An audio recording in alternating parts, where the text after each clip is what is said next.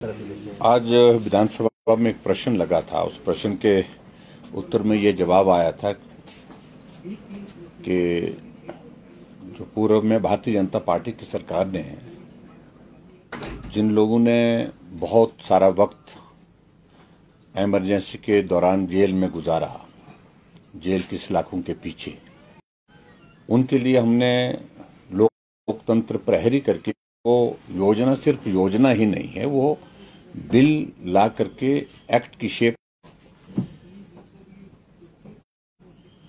से सरकार बनने के बाद एक निर्णय किया गया। और आज जब प्रश्न लगा तो उस प्रश्न के जवाब में भी यही कि इसको बंद करने का सरकार ने निर्णय लिया। तो मैं इस प्रश्न के माध्यम से ये जानना चाह रहा था कि आखिर वजह क्या है। हम कांग्रेस के उन मित्रों से ही पूछना चाह रहे थे, मुख्यमंत्री से, क्या आप इमरजेंसी के समर्थन में हैं या विरोध में हैं? क्योंकि जब इमरजेंसी लगी थी उसकी सबसे बड़ी वजह बनी थी कि जब इलाहाबाद हाई कोर्ट ने उस वक्त की प्रधानमंत्री इंदिरा गांधी के चुनाव की जो याचिका वो चल रही थी उस पर निर्णय दिया था और उनको उससे उनकी सदस्यता रद्द हो गई थी। और रद्द होने के पश्चात फिर वो कुर्सी नहीं छोड़ना चाह रही थी किसी सूरत में। ऐसे में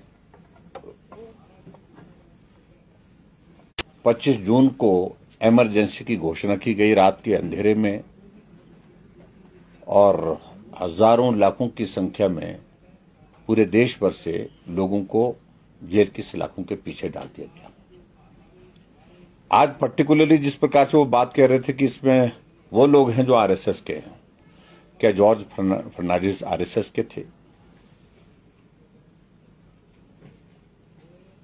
क्या उस वक्त के जो उस आंदोलन का नेतृत्व करने वाले जयप्रकाश नारायण जी, क्या वो आरएसएस के थे?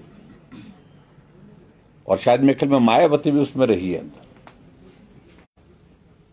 और बहुत सारे लोग ऐसे एक ने अनेकों लोग जो अलग अलग विचारधारा के थे, लेकिन लोकतंत्र के हनन के खिलाफ, लोकतंत्र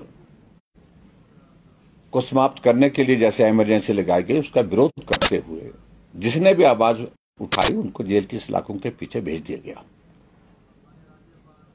और मीसा डीआईआर के तहत जो है वो उस प्रकार से मामले दर्ज किए गए। हमारे श्री शांता कुमार जी जेल की सलाखों के पीछे रहे, 19 महीने जेल में रहे वो।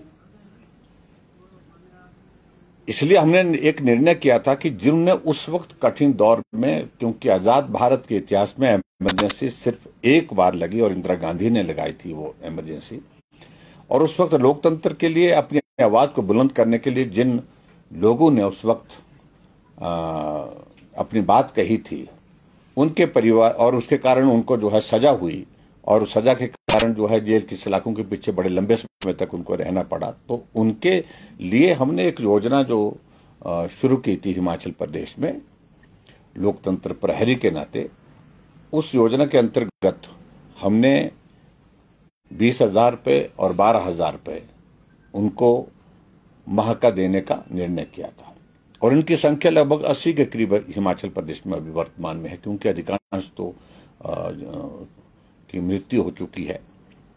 और ये योजना राजस्थान में भी, ये योजना मध्य प्रदेश में भी, उत्तर प्रदेश में भी, छत्तीसगढ़ में भी, बहुत सारे राज्यों में है। ये बात ठीक है कि एक शायद मेरे ख्याल में राजस्थान में कोर्ट में ये मामला गया है। ऐसे में हमने इस बात को लेकर के आज अपनी बात कहने की कोशिश की, लेकिन उसके बावजूद भी मुख्यमंत्री जी को उससे कोई संतोषजनक जवाब तो उसमें मिला नहीं। लेकिन हमने उनसे कहा है कि आप उस पर पुनः विचार करें, पुनः विचार करने के बाद इस योजना को बहाल करें और सब चीजें बंद करना, क्योंकि वर्तमान सरकार का एक काम करने का तरीका यह है कि सब कुछ बंद करना। और अब तो लोकतंत्र के लिए जिन लोगों ने लड़ाई थी उनके लिए जो थोड़ा सा मानदेय हम देते थे, उस मानदेय को भी बंद कर दिया। ये सचमुच में बहुत दुर्भाग्यपूर्ण है, और इसलिए हमने हाउस के अंदर इस मामले को आज उठाया था। लाइफ टाइम्स टीवी लेकर आ रही है जूनियर डांसर्स के लिए शानदार मंच, हिमाचल डांस चैंपियनशिप। 16 साल तक के डांसर्स के लिए चमकने का सुनहरा मौका। सोलो ग्रुप और ड्यूट कैटेगरी में स्टेट लेवल का कंपटीशन, वीआईपीज और सेलिब्रिटीज की उपस्थिति में रंगारंग फिनाले। ऑडिशंस की डेट्स जल्द अनाउंस होंगी। देखते रहिए लाइफ टाइम्स टीवी, हिमाचल का सबसे लोकप्रिय डिजिटल न्यूज मीडिया चैनल।